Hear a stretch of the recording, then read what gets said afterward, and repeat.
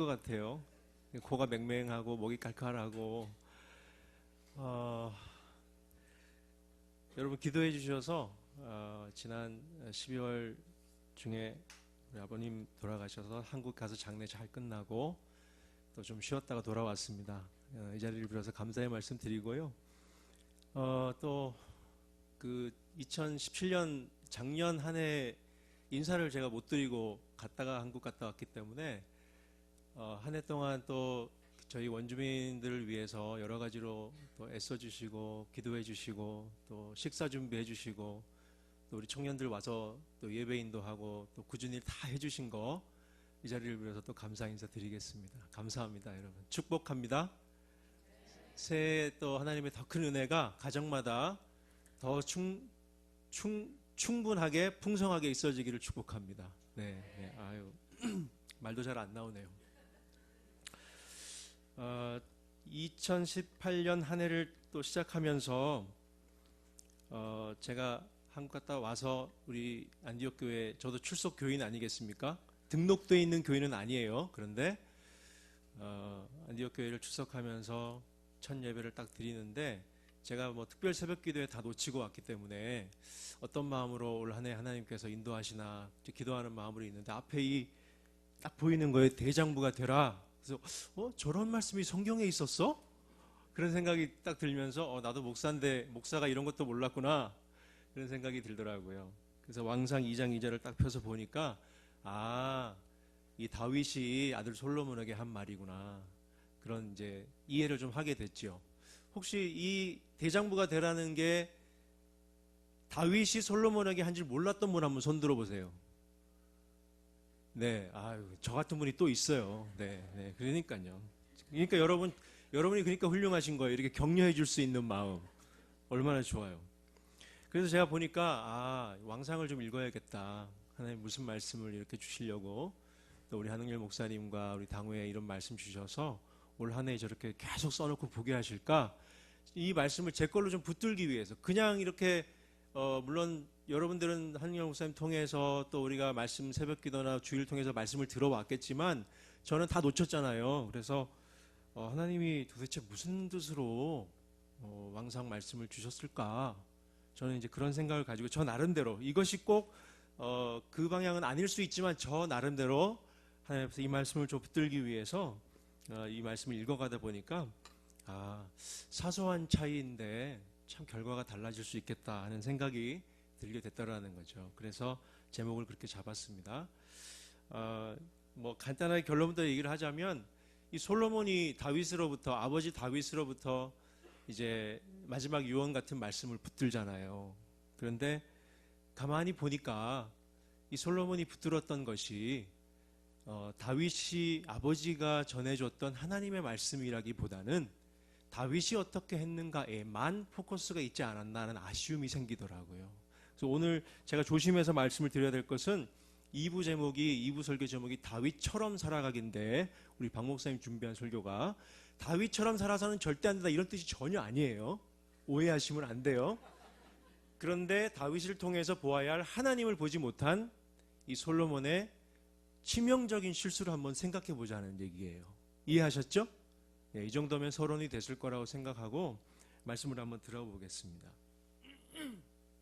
솔로몬이 이제 아버지가 돌아가시고 하나님 앞에서 이제 어떻게 할까 고민을 하다가 이스라엘 그 전 지역에 아직까지 이제 성전이 제대로 세워지지 못하고 다윗 아버지 때 계속 하려고 했던 게 그거 하나 아니에요? 산당을 다 없애고 하나님 앞에 예배드릴 수 있는 그 귀한 장소를 만들기 위해서 다윗이 그렇게 노력했는데 성전을 짓지 못해요. 그런데 이것이 이제 솔로몬의 때로 넘어왔는데 아직까지 그것이 지어지지 못했기 때문에 산당에서 예배를 하거나 아니면 그 산당이 사실 지어진 곳은 이방신들을 섬기기 위한 곳이기 때문에 이방신들을 향한 제사가 막 드려지는 그런 상황이었죠.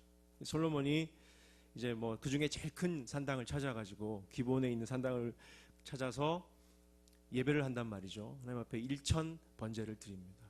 1천 번제를 드리고 그날 밤에 이제 하나님 앞에 기도를 하고 참 아름다운 말로 기도가 참 솔로몬이 정말 기가 막힌 이 언변가예요. 그 기도문이나 그 뒤에도 나오지만 여러 가지 그 솔로몬의 이 글들을 보면요, 세상에 이런 글과 말이 없는 거예요. 너무 아름다워요. 그러니까 이 오늘 잠깐 나오는 이 하나님 앞에 드린 이 기도도 보면 그 하나님 앞에 아름다운 말로 아버지 때 했던 그것들을 이제 나에게도 부족한 작은 아이 같은 나에게 주셨는데 제가 어떻게 할 줄 알지 못합니다 하고 잠이 드는데 꿈속에 하나님 나타나신 거예요. 그것을 좋게 여기신 하나님께서 내가 너에게 무엇을 해주면 좋겠냐 하니까 솔로몬이 듣는 마음을 구해요. 백성들이 너무 큰데 이 백성들을 어떻게 다스릴지 알지 못하고, 그러니까 듣는 마음을 주셔서 그 백성들이 선악을 잘 분별해서 좀 잘 다스리게 해주십시오. 하나님이 그것도 좋게 여기시죠. 그래서 듣는 마음을 주겠다, 내가 그 지혜를 주고 부와 명예도 너에게 주겠다.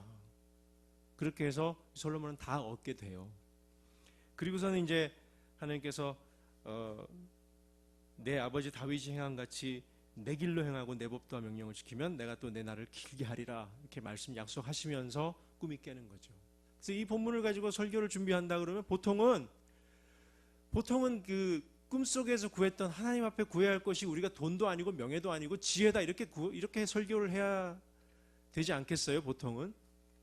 아니면 뭐 이제 1000번째의 은혜를 우리가 받으면 올 한 해 정말 1000번의 제사를 하나님 앞에 예배를 잘 드립시다, 이렇게 해서 뭔가 할 수 있지 않겠어요? 그런데 이 말씀을 제가 이렇게 읽어가는데 사실은 이 3장은 그냥 지나쳤습니다. 근데 3장을 지나치고 4장, 5장, 6장, 7장, 8장, 10장까지를 읽어가면서 솔로몬이 그 뒤로 너무너무 모든 것들을 잘하고 있다는 것을 보게 됐어요.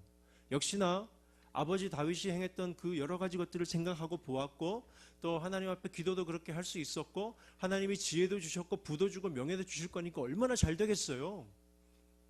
그래서 이제 정치 개편부터 하는 거죠. 정권을 교체하기 위해서 없애야 될 사람들은 없애고요, 새로 세워야 할 사람은 새로 세웁니다. 그 다음에 이제 성전을 건축하기 시작해요. 아니나 다를까 제일 중요한 게 뭔지를 아는 거죠. 성전을 7년 동안 건축을 하고 얼마나 아름답게 짓는지 몰라요. 그리고 난 다음에 하는 일이 자기 왕궁을 지어요. 왕궁에 자기만 거하는 게 아니죠. 모든 신하와 모든 종들이 다 거하니까요, 이 성전보다 더 크고 더 오랜 기간 걸쳐서 성전을 짓습니다. 그리고 이제 국정 운영하는 걸 보면은요, 뭐 하여튼 나무랄 데가 없어요. 여인 둘이 애기 하나 데리고 와가지고 서로 내다 그러니까 이제 반토막 잘라서 줘라 이러니까 그거 아시죠? 다 얼마나 지혜로워요. 하여튼 기가 막힌 정치를 해나갑니다. 그런데 10장이 딱 지나고요, 10장까지는 너무너무 은혜가 되고 드라마 보듯이 일사천리로 모든 것이 쫙 진행되어서 가다가 11장이 되니까 기가 막힌 말이 나오는 거예요. 자, 11장을 제가 한번 보겠습니다. 여러분이 펴셔도 좋고 안 펴셔도 괜찮아요. 11장 4절에 이렇게 말씀해요. 솔로몬의 나이가 많을 때에 그의 여인들이 그의 마음을 돌려 다른 신들을 따르게 하였으므로 왕의 마음이 그의 아버지 다윗의 마음과 같이 아니하여 그의 하나님 여호와 앞에 온전하지 못하였으니 이는 시돈 사람의 여신 아스타롯을 따르고 암몬 사람의 가증한 밀곰을 따름이라. 6절 솔로몬이 여호와의 눈앞에서 악을 행하여 그의 아버지 다윗이 여호와를 온전히 따름같이 따르지 아니하고. 11장의 이 11자가요, 창같이 제 마음을 확 꿔서 찌르는 것 같아요.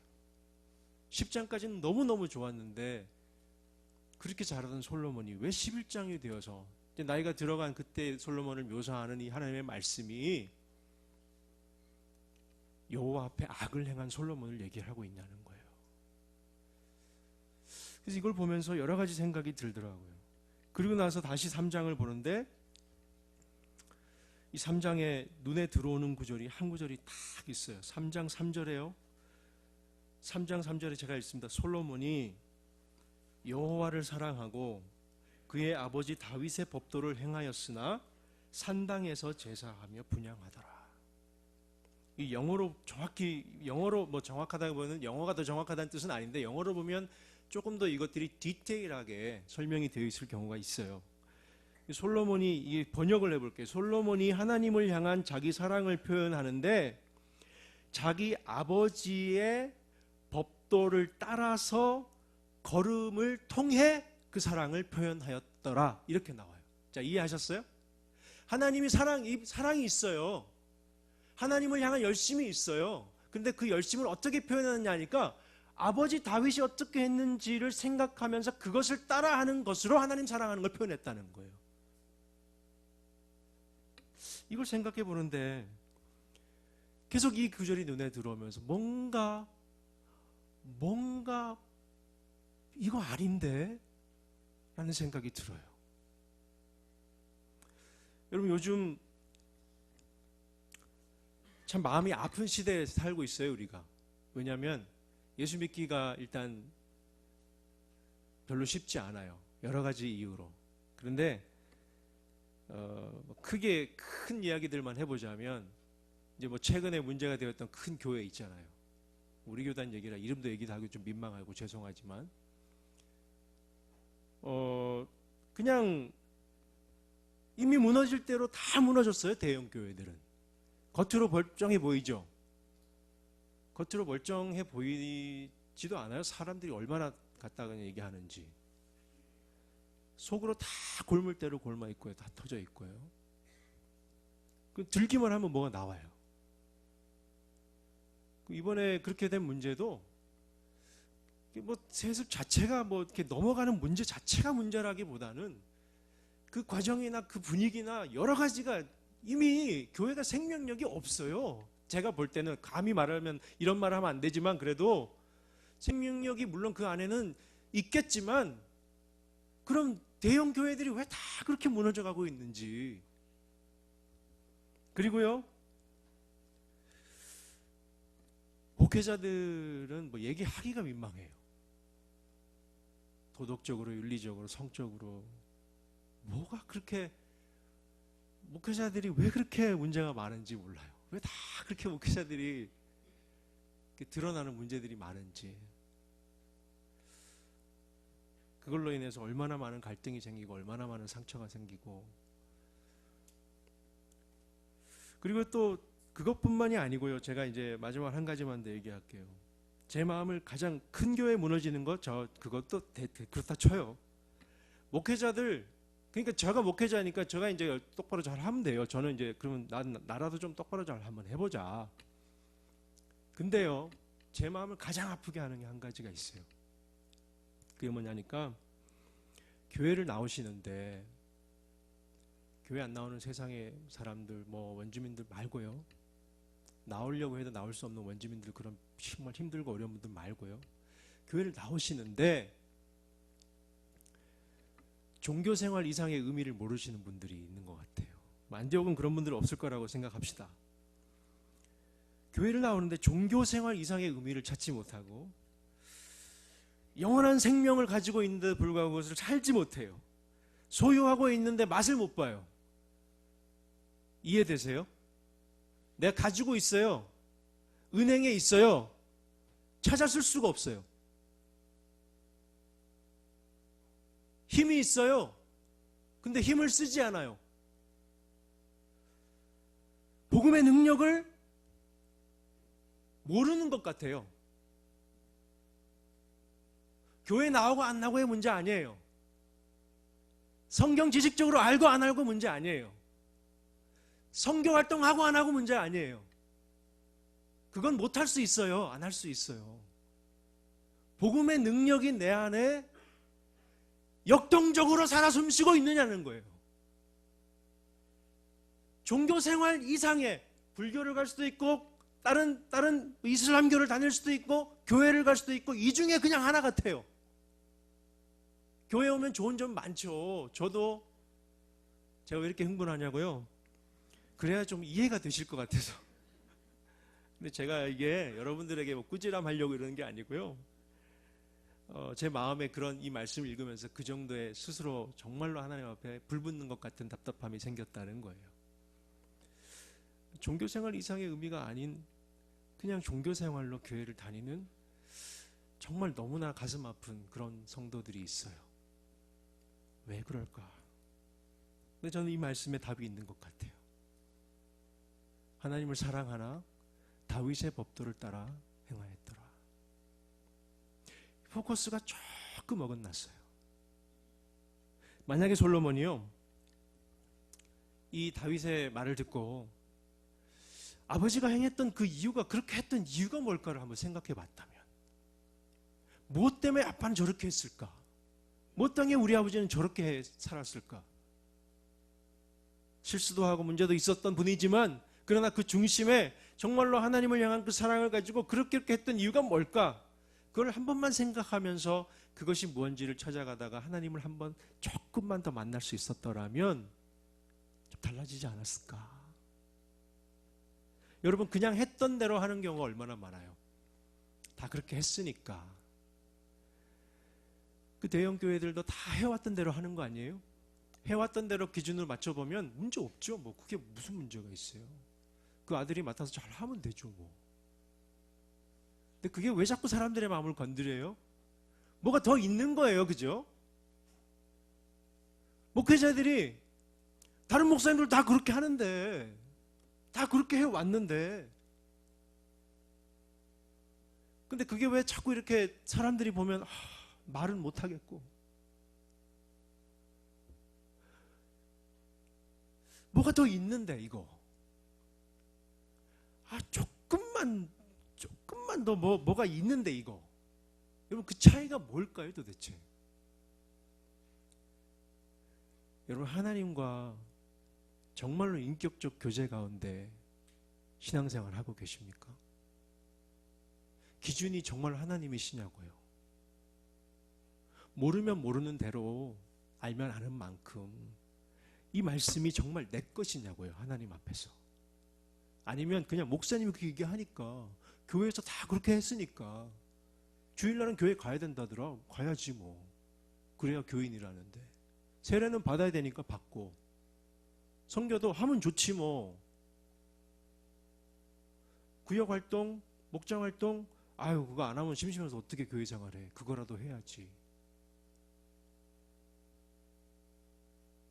여러분, 그거에서 조금만 더 나가셔야 된다는 거잖아요, 지금. 그게 하면 안 된다는 게 아니라, 다윗이 했던 게 다 의미 없다는 게 아니라, 이 솔로몬이 다윗이 아버지가 왜 그렇게 했다는가를 생각할 수 있는 그 자리, 하나님 앞에 조금만 더 나갈 수 있었더라면, 왜 주일날 교회를 가야 되지? 하나님 왜 가야 돼요? 나는 주일날 일해야 되는데요. 교회 안 가면 뭔가 죄 짓는 것 같고, 하나님 어떡해요? 이거 여러분 고민해 보셨어요? 저는 원주민들한테 주일 예배에 올 상황이 안 되면 오지 말라 그래요. 그 주중에 나랑 만나자고 해요. 그리고 제가 주일 예배 안 온 거 그런 사람 아닌 거 아시죠? 오늘 본문 10절에 보면요, 14절 한번 3장 14절을 보겠습니다. 같이 한번 읽어요. 3장 14절. 이게 하나님께서 그 꿈 마지막 부분에 솔로몬에게 확인시켜 주신 하나님의 그 약속이에요. 다시 한번 하나님께서 정확하게 확인시켜 줘요. 시작. 내가 만일 내 아버지 다윗이 행함같이 내 길로 행하며 내 법도와 명령을 지키면 내가 또 내 날을 길게 하리라. 하나님께서 솔로몬에게 하신 말씀이에요. 자, 이거는요 다윗이 한 게 아니에요. 다윗은 이미 죽고 없어요. 하나님께서 솔로몬이 하나님 앞에 나온 스스로 자발적인 예배 행위 가운데, 하나님과의 만남 가운데 하나님께서 주신 음성이에요. 자, 뭐라고 되어 있냐? 네가 만일 네 아버지 다윗이 행함같이 내 길로, 하나님의 길로, 다윗의 길이 아닌 내 길로 행하며 내 법, 다윗의 법도 아닌 내 법도와 명령을 지키면, 다윗이 아니라 내가, 하나님이 내 날을 길게 하리라. 누가 주체인지, 누가 기준인지, 누가 포커스인지 하나님 정확하게 말씀하고 계신 거예요. 근데 솔로몬이 이걸 놓쳐요. 안다 이거예요. 다 들었다 이거예요. 자기는 다 봤다 이거예요. 그리고요, 그 꿈속에서 하나님이 다시 한번 말씀해 주셨어요. 저는 근데 이거에서 참 귀한 은혜를 받는데요, 솔로몬에게 기회가 계속 있었어요. 이렇게 다윗이 죽고 난 다음에도 하나님이 이렇게 첫 번째 나타나시죠. 이거 다음에도 또 한 번 나타나서 또 말씀해 주세요. 자, 그거는 나중에 보고요, 저를 한번 따라하겠습니다. 하나님은 다시 말씀하신다. 믿으세요? 우리가 얼마나 많이 놓치는지 몰라요. 하나님은 계속 말씀하셔요. 하나님은 정말 우리에게 쉴 새 없이 말씀하셔요. 그런데 우리는 계속 그걸 놓쳐요. 때로는 우리는 하나님이 말씀하시는 그 음성을 앞에 들으면서도 하나님 나 무슨 말인지 몰라요. 하나님 지금 무슨 말씀인지 도저히 나는 이해를 못하겠어요. 왜 말씀하지 않으세요? 내가 이해하고 내가 생각하는 그 방향으로 말씀해 주시기만 기다리니까 그런 거 아닐까요? 하나님은 계속해서 말씀하고 계신 거예요. 너 그렇게 하면 안 돼. 너 그거 잘못된 거야. 다시 한번 생각해 보면 안 되겠니? 하나님 말씀 계속 하세요. 제가 아침마다 출근해갖고 원주민 우리 성교센터 가가지고 아침 식사 준비하고 청소하고 원주민들 한 분 한 분 인사하고 만나고 그러면요, 제가 어느 순간에 나도 모르게 제 마음대로 매너리즘에 빠져가지고 막 이게 좀 어떤 거는 제 편한 대로 하고 막 함부로 하고 원주민들 막 쉽게 생각하고 이럴 때가 많아요. 한두 번이 아니에요. 매일 그래요. 그런데 그때마다 제 마음에 들리는 음성이 뭐 실제적인 음성은 아니죠. 제 마음에 이거 아닌데 이런 생각이 스스로 들어요. 성령께서 말씀하시는 거예요. 너 그러면 안 되는 거 아니냐? 야, 너 똑바로 해. 그 사람이 그렇게 함부로 대할 사람이야? 그렇게 막 마음속에 소리가 생각이 들리는 거예요. 제 마음에. 하나님 계속해서 말씀하세요. 우리가 이해하면 이해하는 만큼 모르면 모르는 대로 말씀하시는 거예요. 지금도 말씀하세요. 하나님 너 잘하고 있어 지금? 진짜 그렇게 하는 거 맞아? 하나님 물으시는 거예요. 하나님 말씀하시고 내가 약속한 그 약속을 확인시켜 주시는 거예요. 하나님이. 그런데 이 다윗이 그걸 놓치고 우리가 다시 돌아가야 될 부분이 2장으로 한번 가볼게요. 다윗이 그 아버지가 말했던 것이 그런 문제가 있었나? 그걸 한번 볼게요. 열왕기상 2장 앞으로 한 장 돌아가서 2장 1절부터 3절을 제가 한번 읽어드릴게요. 다윗이 죽을 날이 임박함에 그의 아들 솔로몬에게 명령하여 이르되 내가 이제 세상 모든 사람이 가는 길로 가게 되었노니 너는 힘써 대장부가 되고 왜 대장부가 되어야 되는지 3절에 나와요. 내 하나님 여호와의 명령을 지켜 그 길로 행하여 그 법률과 계명과 율례와 증거를 모세의 율법에 기록된 대로 다 지키라. 그리하면 네가 무엇을 하든지 어디로 가든지 형통할지라. 정확하게 말했어요, 안 했어요? 정확하게 말했어요. 이 모세의 율법에 기록된 대로 지키라까지 말해줬어요. 모세의 율법이 어디에요? 성경에 보면 이 열왕기상 앞에 보면 여러분 레위기, 민수기, 신명기 이 세 권이 여호와 하나님의 명령과 규례와 율례와 법도예요. 여기에 십계명도 들어있고요. 이 십계명을 근간으로 하는 여러 가지 율법들이 적혀 있어요. 그런데 만약에 솔로몬이 이 모세의 율법이라고 해서 그 당시에 기록되어진 뭐 것이 있었든지 구전되었든지 어쨌든 그 모세의 율법이 뭔지를 한번 지 스스로 읽어보고 생각하고 이해하고 정독해서 그 지혜로운 솔로몬의 머리를 가지고 이해하면서 자기 자신의 것으로 받아들일 수만 있었더라면 뭔가 달라지지 않았을까요? 요만큼만 더 나갔더라면. 여러분 신명기 정말로 이 모세를 통해서 하나님이 주셨던 율법의 내용이 뭔지를 한번 돌아가 볼게요. 왜냐면요 이 솔로몬이 하지 못했던 것을 우리가 한번 같이 한번 해보자는 거예요. 살짝만. 시간적인 한계는 있지만 그러나 짧게라도 한번 해보자는 거예요. 신명기 6장을 제가 한번 펴겠습니다.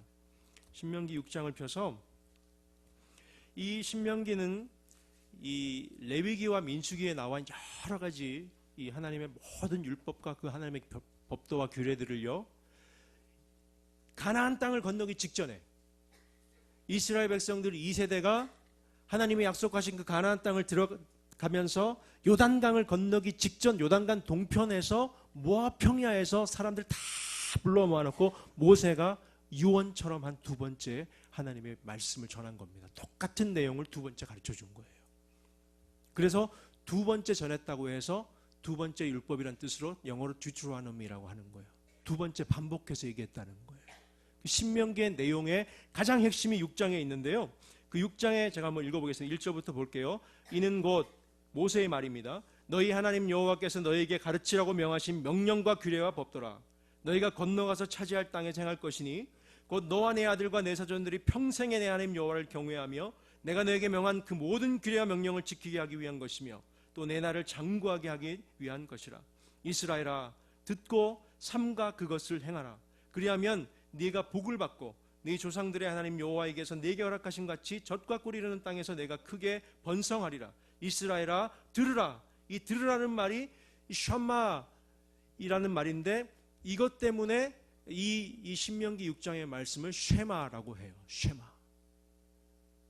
이 쉐마라는 유명한 말씀인데 무슨 내용이냐면 우리 하나님 여호와는 오직 유일한 여호와시니 너는 마음을 다하고 뜻을 다하고 힘을 다하여 내 하나님 여호와를 사랑하라. 모세가 그 나이에 그 백성들 어린 백성들을 모아놓고 여호와 하나님을 모든 것을 다해서 사랑하라 라고 말씀했을 때에 그 엄중한 무게를 한번 생각해 보세요. 여러분, 이거 한 가지 여기 보면 뒤에 나오지만 마음에 새기고 6절에 그 다음에 7절에 가르치며 8절에 강론할 것이며 그 다음에 손목에 붙이고 미간에 붙여서 표로 삼고 9절에 문설주와 바깥문에 기록할지니라. 여러분, 마음에 새기려면 어느 정도 해야 될까요? 여러분의 마음속에 혹시 새겨진 그런 어떤 사람이나 여러분의 마음속에 새겨진 어떤 노래나 여러분의 마음속에 평생 잊을 수 없이 새겨진 어떤 사건이나 그런 것들이 있지요. 그냥 생각만 딱 해도 눈에 선한 하나님께서 요 모세를 통해서 마음에 새기라고 했어요. 뭘요? 하나님 사랑하라는 거. 근데 이 하나님 사랑하라는 내용이 어디 나오니까 그 뒤에 쫙 나와요. 신명기 이 이후를 6장 이후를 읽어보면요, 이 디테일하게 쫙 나와요. 제가요 여러분들을 위해서 손수 한번 정리를 해봤습니다. 자, 한번 신명기 이어지는 이 규례와 법도들, 하나님을 사랑하기 위해서 어떻게 해야 되는지를 설명한 그 내용이 뭐냐를 한번 잠깐 볼게요. 자, 먼저 다른 신을 섬기지 말라고 하는 내용이 나와요. 다른 신 섬기지 말라고 하는 이유는 그 다음에 이어지는 내용들을 통해서 왜 그런지를 알 수가 있어요. 왜냐하면 다른 신을 섬기는 건 아까 솔로몬이 섬겼던 이 시돈의 여인 아스타롯과 그 다음에 암몬 사람의 그 밀곰이라는 이 신들 있잖아요. 이 두 신은 대표적인 신이에요. 그 당시에 수십 가지의 신이 있었어요. 그런데 그 신들을 종류를 딱 모아보면 이 두 왕으로 뭐 다른 이름도 있지만 어쨌든 이 두 가지의 종류로 모아져요. 하나는 뭐냐니까 아스타롯은요 여신이에요. 여신은 이 다산을 상징하는 거예요. 근데 이 여신에게 제사를 하려면 뭐가 있냐? 성적인 타락한 행동들이 나와요. 뭐 상상하지 마세요. 그냥 그 신전에서 제사를 드리려면 수많은 여자들이 성적 노예로 바쳐져야 돼요. 이해되시죠? 그리고 수많은 사람들이 그걸로 타락해요. 그러니까 이 성적인 것에 대한 그런 사람들의 욕망을 최대한으로 표현할 수 있도록 해주고 그걸로 인해서 최대한으로 타락하게 만들어주는 신이 아스타롯이에요. 다른 말로 이세벨하고도 연결되어 있어요. 그거 한 가지. 그 다음에 또 하나가 뭐냐니까 오늘날 이 시대를 생각해 보면서 들으세요. 또 하나는 뭐냐니까 이 밀곰이라는 신은요, 자식들을 사람을 인신을 제물로 바쳐요. 심지어는 자기 자식도요. 이것은 뭐냐면 권력 구조를 상징해요. 사람으로 바쳐지는 제물의 대상이 되는 가정은요 절대 고위층이 되지 않습니다. 권력 구조에 의해서 정해진 그 가정에서 바쳐져요. 그러니까 이 두 신만 생각해 봐도요, 하나님이 왜 이방신을 섬기지 말라고 했는지가 정확하게 나와요. 그 다음에 이제 다른 신 섬기지 말라고 하면서 쭉 풀어왔던 그 하나님의 율법의 내용을 보겠습니다. 10의 1조를 드려라. 이거는요 무소득자들을 돌봐주라는 거예요. 성경에 나와 있는 11조의 내용이 다 그런 건 아니에요. 그런데 요 신명기 이 기록된 10의 1조의 내용은요, 무소득자, 그 당시에는 레위인들, 무소득자들을 돌봐주기 위해서 10의 1조를 내라. 그 다음에 7년 끝에는 반드시 빚을 면제해주라. 네 이웃과 네 형제에게 빚독촉하면서 그렇게 관계 깨지 말고 사랑 깨지 말고 죽이고 다투고 그런 거 하지 말라는 거예요. 7년이 지나면 빚을 면제해주라. 그 다음에 종들에게 안식년을 주라. 매해 7년이 되면 한 해 동안 종들을 집에 보내서 쉬고 올 수 있게 해주라. 하나님이 말씀하신 율법의 내용이 이래요. 그 다음에 함께 나누며 먹는 제사법들에 대해서 알려줘요. 제사 드리고 우리만 잘 먹는 게 아니고요. 제사하고 난 다음에 남는 재물을 가지고 거기에 있는 사람들과 함께 다 먹고 동네에 가지고 가서 다 나눠 먹으라는 그런 제사법들을 알려줘요. 그 다음에 재판을 공의롭게 하라. 이 공의롭게 재판한다는 의미가 뭐냐면요, 약자들을 보호해 주라는 거예요. 그 당시에 외모로 봤을 때 저 사람은 정말 아우 꼴 보기 싫다, 정말 쟤는 그냥 딱 봐도 거지 같다, 이 말씀을 하는 그 부분에 가면요, 하나님은 외모로 사람을 보지 않으신다. 외모로 사람 보지 마라. 공의를 가지고 재판해줘라. 이렇게 말씀하시고요. 그 다음에 돈 많은 사람들에게 더 잘해주지 말라. 이런 얘기 나와요. 재판할 때. 그 다음에 또 보면 초막절이나 이 세 가지 절기가 나오는데 6월절, 7.7절 초막절인데 다 연결되어 있지만 초막절만 설명할게요. 시간관계상. 초막절은요, 그 당시에 초막절의 제사를 일주일 동안 초막절을 절기를 지키는 이유는 누구를 위함이냐? 소득이 없는 레위인, 그 다음에 그 당시에 딴 나라에서 온 객, 손님들, 그 다음에 돌봄 받을 수 없는 고아들, 그 다음에 과부들이 함께 즐거워하도록 그 절기를 지키라는 거예요. 그게 절기가, 그런 절기가 없으면 그 사람들 집에서 외로워서 죽는다는 거예요. 먹을 거 없어서 죽는다는 거예요. 우울해서 죽는다는 거예요. 그거를 위해서 초막절을 지키라. 그 다음에 이제 또 나와요. 이 말씀이 왜 나왔는지 저는 이제 요번에 알았는데 솔로몬 들으라고 하신 것 같아요. 여기에 신명기 하나님 주신 율법에 뭐라고 했냐면 말, 이 타는 따그닥따그닥 말을 많이 두지 말며, 이 왕들에게 하신 말씀이에요. 네 아내를 많이 두지 말고 은금을 많이 쌓아놓지 마라. 솔로몬이 정확히 이 세 가지를 다 어겨요. 말 많았어요. 그 다음에 아내가 몇 명이요? 첩이 300인가 첩이 700인가 하여튼 300명 700명 해서 1000명이에요 나는 한 명도 감당 못하겠는데, 이건 하면 안 됐다.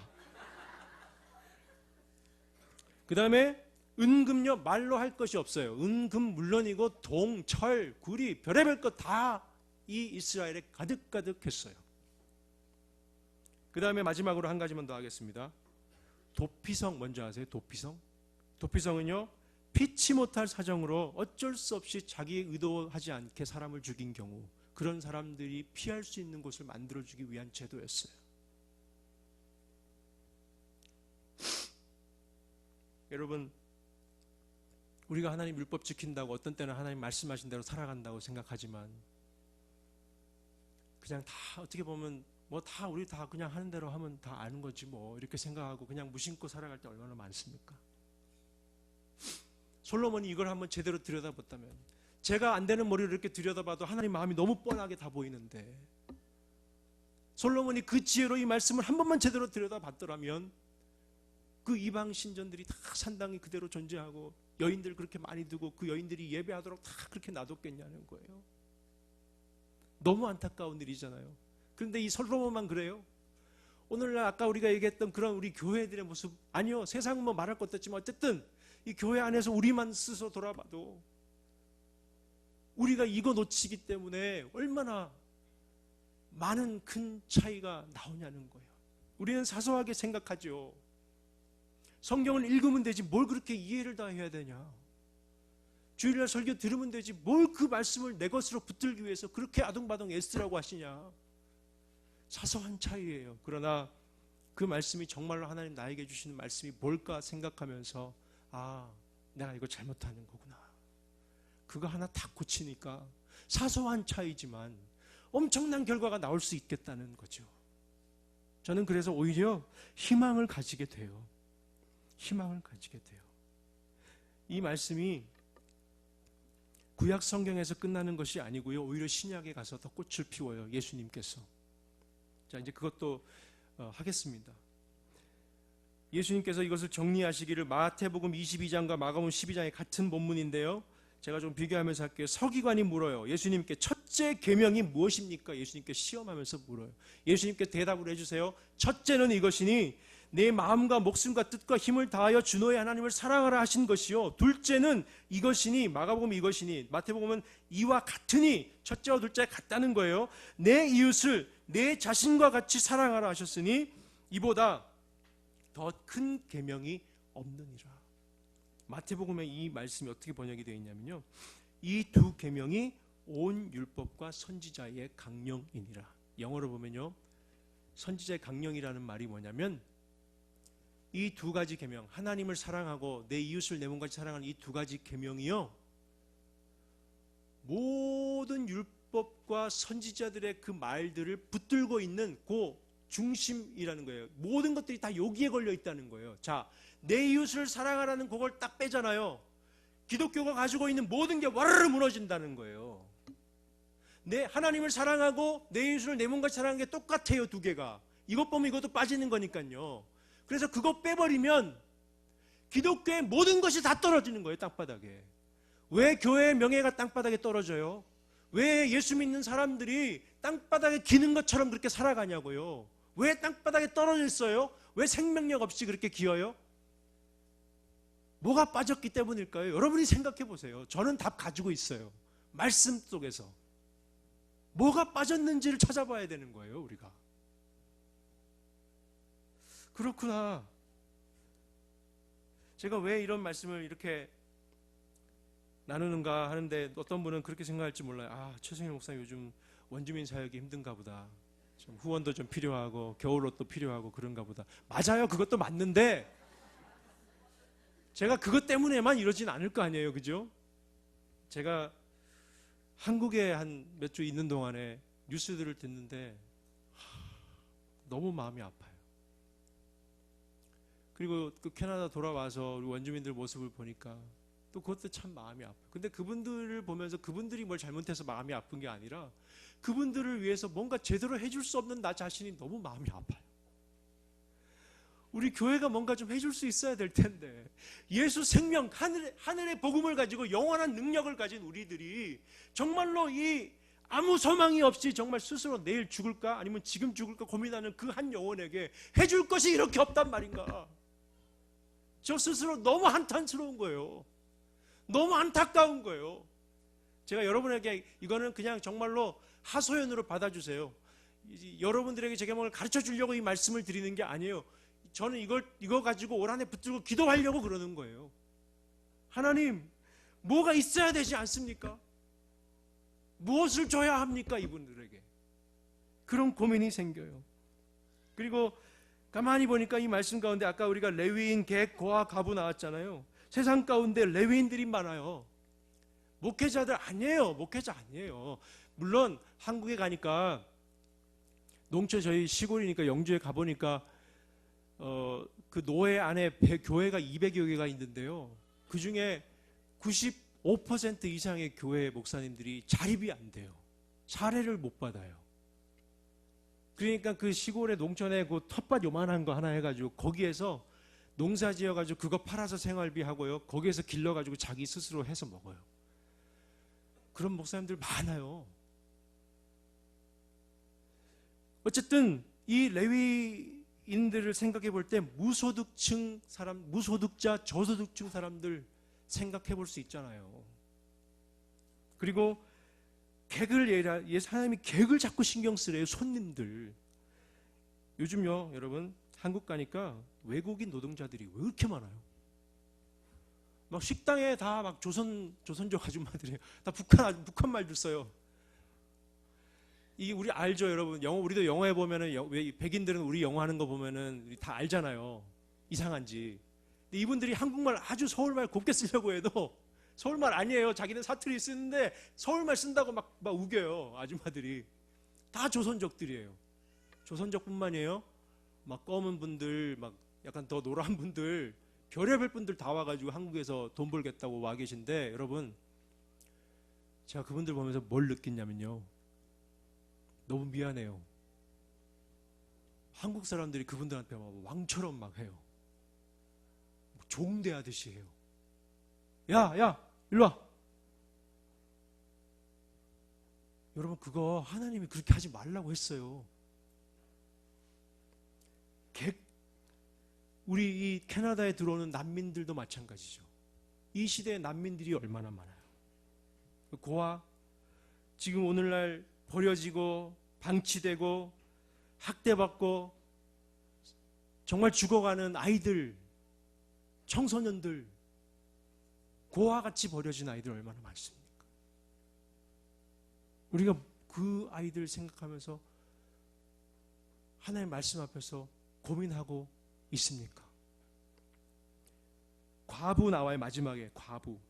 소외되고 외롭고 정말 오늘 죽을 것 내일 죽을 것 먹고 살 길도 없고 먹고 살고 싶지도 않은 분들.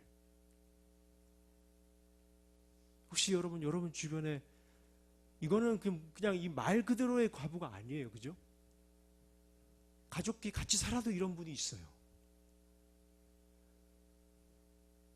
우리 안디옥은 그런 분들이 없으니까 모르는데 여러분 교회 안에서 자살하는 사람들 많아요. 원주민들은 왜 자살하는지 저는 너무 이해가 잘 돼요. 그렇죠? 너무 외롭고 방법고 또 소망도 이유가 없는 거잖아요. 하나님의 말씀은 우리에게 이것을 말씀해요. 이게 하나님의 법도예요. 이게요, 그냥 지켜야 할 어떤 딱딱딱 정해진 규칙이 아니고 법도, 살아갈 길이라고 했어요. 삶의 방식이에요. 여러분, 우리가 오늘 이 말씀 앞에서 무엇을 어떻게 해야 할까? 내 기준은 그저 다윗의 법도인가? 누군가가 해왔던 그것인가? 아니면 하나님께서 지금 나에게 말씀하시는, 내가 이해하고 내가 교제해서 만난 그 하나님의 말씀인가? 그것을 한번 점검해 보시기를 축복합니다. 사소한 차이지만 이 세상은 엄청나게 달라질 거예요. 그래서 마지막으로 찬양 한 곡을 좀 소개하고 오늘 설교를 마치겠습니다. 제가 목표한 12시 10분이 됐는데, 제목은요, 2013년에 나온 마커스 라이브 월십 음반에 수록되어 있는 그가 다스리는 그의 나라에서라는 제목입니다. 그가 다스리는 그의 나라에서. 이거를 같이 이렇게 보면 좀 이상할 것 같아서 제가 소개를 해드릴게요. 이 곡이요, 어떤 곡이냐면, 곡 초반에 아이들이 노래를 해요. 그 질문을 해요. 하나님 나라는 어떤 곳일까? 아이들도 자기들 눈으로 세상을 바라보는 관점이 있잖아요. 아픔과 슬픔이 없는 나라인가요? 하지만 이곳은 그렇지 않은 걸. 하나님 나라에 살고 싶어요. 아이들이 이렇게 질문을 하고 그 다음에 이제 이 어른들의 합창이 이어져요. 하나님 나라는 이곳이란다. 죄송합니다. 여전히 아프고, 제가 우리 아버지 돌아가셔서 우는 거 아니에요. 저희 아버지 정말 평안하게 가셨어요. 그런데 하나님 말씀 앞에서 정말 아프네요. 여전히 아프고 슬픈 일이 많지만 그래도 행복과 기쁨이 여전히 있는 걸. 우리가 하늘과 땅의 통로야. 이 아이들에게 대답을 해주는 거예요, 어른들이. 이 땅에서 하늘 뜻을 품고 사는 자들, 믿음으로 하늘 뜻을 보여주는 자들, 보내어진 자리에서 동참하는 자들, 믿음으로 주님 보길 소망하는 자들, 그게 우리라는 거죠. 하나님이 세상을 지으사 회복하고 통치하시네. 주님이 이곳에 나타나 오시는 날 소망을 나누는 거예요. 세상과 우리는 완전하게 될 거야. 아름다운 세상을 만들어 너에게 전해줄 거야. 그것이 우리가 해야 할 사명인 걸. 그가 다스리는 그의 나라에서.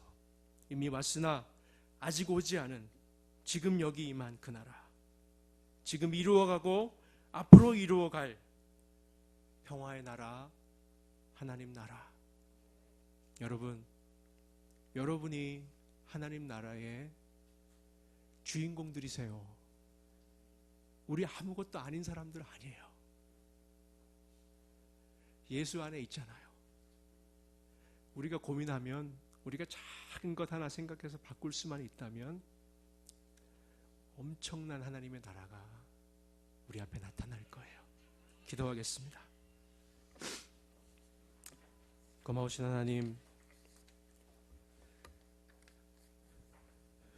우리를 사랑해 주셔서